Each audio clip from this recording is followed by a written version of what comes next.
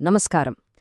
మన చుట్టూ చూస్తే అది బిజినెస్ అయినా పాలిటిక్స్ అయినా ఎక్కడ చూసినా నిజం అబద్ధం రెండూ కలిసే ఉంటాయి. ఇది మనకు తెలిసిందే. కాని అసలు చిక్కంతా ఎక్కడొస్తుందంటే కరెక్ట్, పాయింట్ ఇదే. నిజం బయటకు వచ్చే లోపే ఓ అబద్ధం మాత్రం దావానలంలా పాకిపోతోంది. మరీ ముఖ్యంగా పొలిటికల్ న్యూస్లో అయితే చెప్పక్కర్లేదు. తప్పుడు సమాచారం చాలా ఫాస్ట్గా డేంజరస్గా స్ప్రెడ్ అయిపోతోంది. పాపం దీనివల్ల కామన్ మ్యాన్ నిజమేదో అబద్ధమేదో తెలియక మధ్యలో నలిగిపోతున్నాడు. సరే, ఈరోజు మనం దేని గురించి మాట్లాడుకోబోతున్నామంటే ఈ మధ్య సోషల్ మీడియాలో తెగ వైరల్ అవుతున్న ఒక పొలిటికల్ సర్వే గురించి. అసలు దీని వెనుకున్న కథేంటో, నిజానిజాలేంటో చూద్దాం రండి. ఓకే, ఈ సర్వే పేరు mood of Andhra Pradesh as on 10/02/2025. దీన్ని రిలీజ్ చేసిందెవరయ్యా అంటే ఐఐటిఎన్ఎస్ గ్రూప్ హైదరాబాద్ అని రాసింది. ఇది ఆన్లైన్లో బాగా తిరుగుతోంది.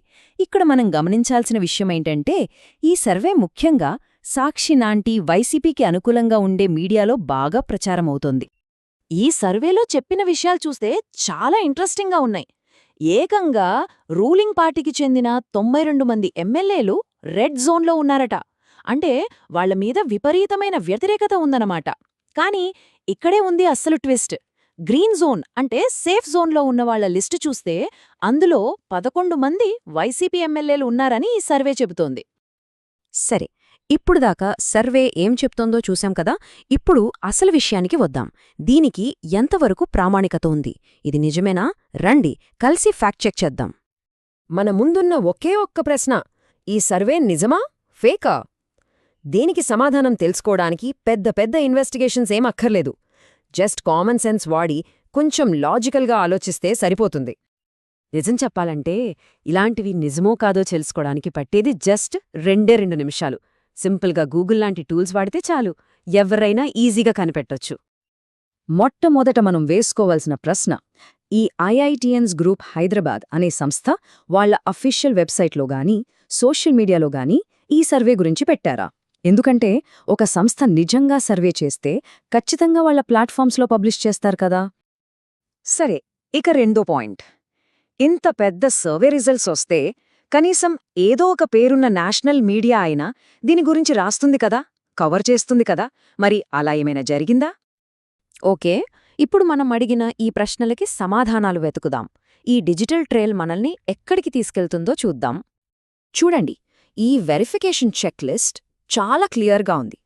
ఐఐటిఎన్ఎస్ గ్రూప్ అఫీషియల్ వెబ్సైట్లో లేదు, వాళ్ల సోషల్ మీడియాలోనూ లేదు. ఏ నేషనల్ మీడియా కానీ కనీసం లోకల్ మెయిన్ స్ట్రీమ్ మీడియా కానీ దీన్ని కవర్ చేయలేదు, ఎక్కడా లేదు. సో మన ఇన్వెస్టిగేషన్లో తేలిందేంటంటే చాలా సింపుల్ అండ్ స్ట్రెయిట్. ఈ సర్వేకి సంబంధించిన అఫీషియల్ ప్రూఫ్స్ ఎక్కడా లేవు. నిజానికి ఇలాంటి డాక్యుమెంట్ క్రియేట్ చేయటం పెద్ద కష్టమేం కాదు. ఎవరైనా వాళ్ల ఆఫీస్లో కూర్చుని తయారు చేయొచ్చు. ఉదాహరణకు, రేపు ఎవరైనా ఆక్స్ఫర్డ్ గ్రూప్ సర్వే అని ఒకటి తయారుచేసి పంపారనుకోండి, ఆ పేరు గ్రాండ్గా ఉందని నమ్మేస్తామా? నమ్మలేం కదా. మరి ఎక్కడా లేనప్పుడు ఈ సర్వే ఎక్కడ సర్క్యులేట్ అవుతుంది? కేవలం కొన్ని పర్టికులర్ చోట్లలోనే ఎందుకు కనిపిస్తోంది? చూస్తే ఇది కేవలం సాక్షి మీడియాలో, వైసీపీకి సపోర్ట్ చేసే యూట్యూబ్ ఛానల్స్లో, వాళ్ల సోషల్ మీడియా పేజీల్లో మాత్రమే కనిపిస్తోంది. ఇదే అతిపెద్ద రెడ్ ఫ్లాగ్. సరే, ఈ మొత్తం ఎనాలిసిస్ నుంచి మనం నేర్చుకోవాల్సిన ఒక పెద్ద పాఠముంది. ఇన్ఫర్మేషన్ సముద్రంలా మనముందున్న ఈ రోజుల్లో మనం దేని నమ్మాలో దేన్ని వదిలేయాలో సెలెక్ట్ చేసుకోవడం చాలా ముఖ్యం. మనం చేసిన ఫ్యాక్ట్ చెక్ సమరీ చూద్దాం. దీనికి ఎలాంటి అఫీషియల్ కన్ఫర్మేషన్ లేదు, నమ్మదగిన ఆధారాల్లేవు, ఏ పద్ధతిలో చేశారో చెప్పే పారదర్శకత లేదు. కేవలం వెరిఫై చేయని సోషల్ మీడియా పోస్ట్లోనే ఇది చక్కర్లు కొడుతోంది. మరి ఈ లక్షణాలన్నీ దేన్ని చూపిస్తున్నాయి? దీన్నే మనం పొలిటికల్ ప్రొపగాండా అంటాం. అంటే ఒక రాజకీయ పార్టీకి మేలు చేసేందుకు పక్షపాతంతో తప్పుదారి పట్టించేలా చేసే ప్రచారమన్నమాట. మన దగ్గరున్న ఆధారాలను బట్టి చూస్తే ఈ సర్వే ఖచ్చితంగా ఆ కేటగిరీ కిందకే వస్తుంది. అయితే ఇక్కడ ఒక చిన్న పాయింటుంది.